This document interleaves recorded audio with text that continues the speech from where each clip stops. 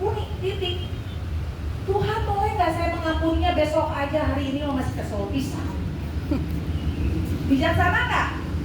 Wah, hari ini waktu Tuhan ingetin, aduh Tuhan tolong saya ya Roh Kudus supaya saya bisa mengampuni dia, mengampuni orang yang menyakiti saya, sangat sakit Tuhan.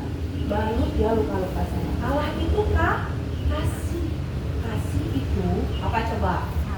Kasih itu sabar. Apalagi kasih itu murah hati. Kasih itu lemah lembut. Kasih itu tidak cemburu. Kasih itu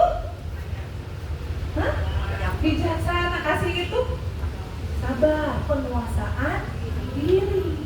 Mau marah nggak jadi, mau kesel nggak jadi, mau apa lagi, mau emosi nggak jadi, gitu kan?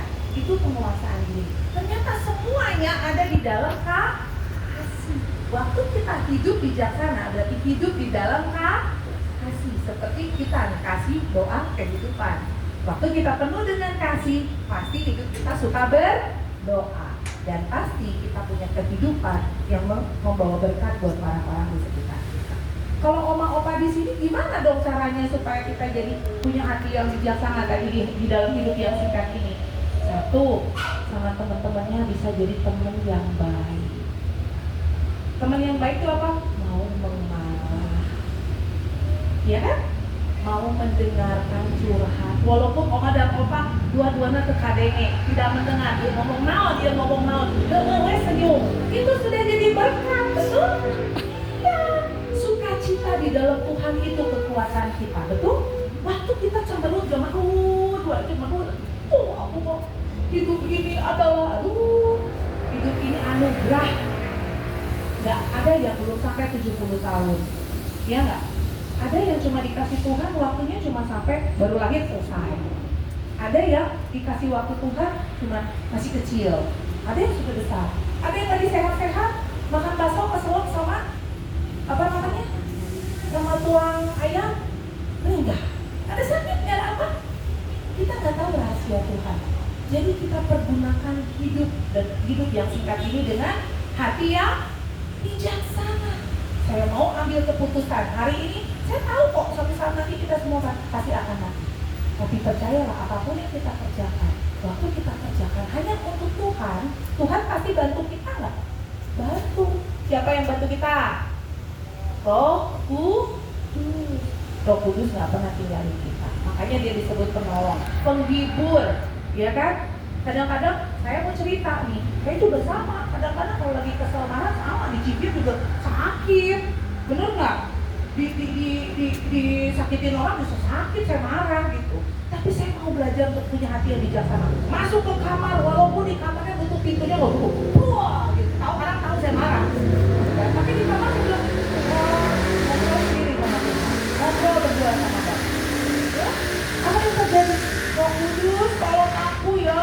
Aku pengen banget dilepasin dari rasa ini. Aku kecewa berat, saudara. Aku marah berat, aku kesel berat hari ini. Tapi aku mau ngambil keputusan punya hati yang bijaksana. Karena aku tahu hari-hari ini adalah jahat. Jadi kita harus berjaga-jaga. Iblis kan gak suka kalau kita punya hati yang bijaksana. Iblis pengennya kita kayak apa? Marah weh. Emang dia mah gitu. Jangan ampunin, bener gak opa? Tapi kita enggak. Kita mah anak-anaknya beda. Kita di sini oma-opanya punya hati yang bijaksana. Siapa yang mau angkat tangannya tinggi-tinggi? Yang mau punya hati bijaksana angkat tangannya. Yo, Roh Kudus pasti tolong kita. Termasuk kita semua ya. Itu gak gampang. Hati yang bijaksana adalah satu kondisi kita mau belajar setiap hari. Makanya dibilangnya ajarlah kami hari-hari kami, bukan ajarlah kami hari ini, besok bisa lupa.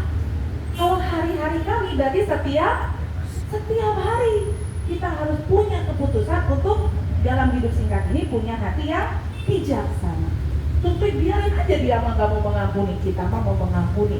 Biarin aja dia pika sebelut, kita mah jadi orang yang menyenangkan. Biarin aja dia mau kesel, aku mau sukacita. Amin. Nah, hari ini saya mau cerita, mau tanya, barang apa yang dibuat Tuhan orang kaya manapun nggak bisa beli? Kira-kira apa? Pesawat bisa, ada nggak? Kebahagiaan ada bisa. Bahagia kalau punya duit banyak, jalan-jalan masih bisa lah bahagia sedikit. Ada lagi? Kesehatan. Oke, tapi kalau dia makan vitamin ini masih bisa. Umur panjang ada? Satu yang gak bisa dibeli siapapun. Namanya waktu. Orang kaya gak bilang gini, stop waktu ya, gue punya duit aku bayar ya, berhenti dulu waktu ya, bisa? Enggak, waktu akan terus jalan. Makanya disebut hidup itu singkat. Kita gak bisa, hari ini ulang tahun, banyak yang ulang tahun hari ini ya, bertambah lagi ya umurnya. Coba bayangin, di waktu yang sama, tahun depan saya pengen 17 tahun lagi, bisa?